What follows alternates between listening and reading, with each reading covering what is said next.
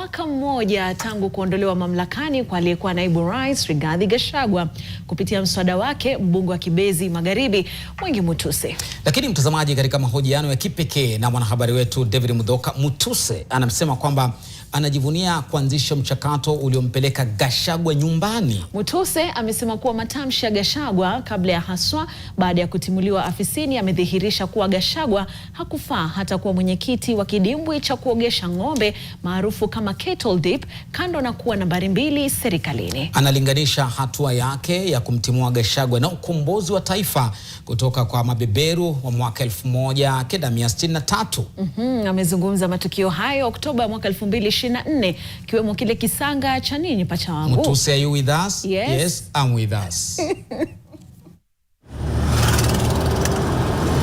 Takriban kilomita 200 kutoka jiji la Nairobi, tunawasili katika mojawapo ya masoko ambayo hayakuwa maarufu hadi mwishoni mwa mwaka uliopita. Soko la Kibwezi lililo ndani ya eneo bunge la Kibwezi Magharibi lilipata umaarufu mwezi Oktoba mwaka jana baada ya mbunge wa eneo hilo Ecomas Mwengi Mutuse kuwasilisha na kupitisha kwa mafanikio hoja ya kumng'atua madarakani naibu wa kwanza wa Rais William Ruto Rigathi Gachagua. Mwaka mmoja baadaye, Mutuse anatukaribisha nyumbani kwake Kibwezi, na kwa mara ya kwanza tangu tukio hilo la kihistoria, mbunge huyo wa Kibwezi Magharibi anakubali kufunguka kikamilifu kuhusu yaliyotokea, akiwa na hisia za kuridhika na kujivunia. I am very proud of what we did because it was an assignment for this country. It is similar to what our founding fathers did to give us independence in 1963, to emancipate our country from colonial powers. It is similar to what Raila and those who led the second liberation did to free our country from dictatorship and from one-party rule. Mutuse anasema miezi 12 iliyopita imedhihirisha kwa ukamilifu kuwa alikuwa sahihi, akirejelea matamshi haya ya hivi karibuni ya Gachagua kama ushahidi kuwa kiongozi huyo wa Democracy for the Citizens Party DCP hakustahili wadhifa wa naibu rais au hata wadhifa wa mwenyekiti wa kidimbwi cha kuogeshea ng'ombe maarufu kama Kettle Dip. Kalonzo ni bakteria, yeye ni virus.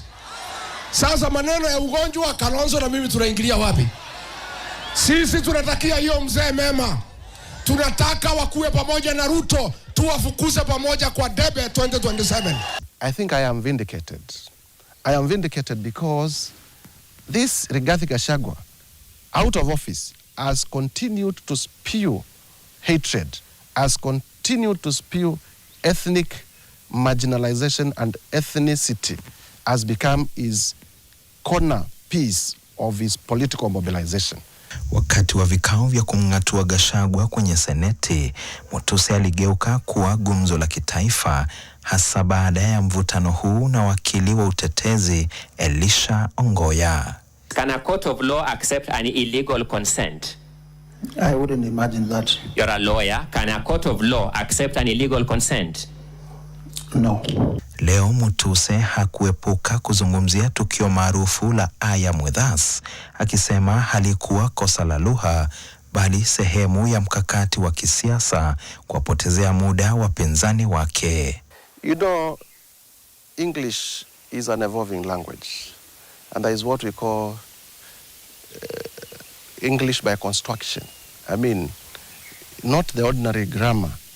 You construct sentences for as long as they have meaning, and that's part of legal training. English by construction. And so the question was, are you with us? And I said, yes, I am with us. Because, are you with us? Yes, I am with us. It was a reply by construction. Licha ya utani huo, mbunge huyo anasema hajawahi kutetereka tangu kufanikiwa kwa hoja ya kumng'atua Gachagua.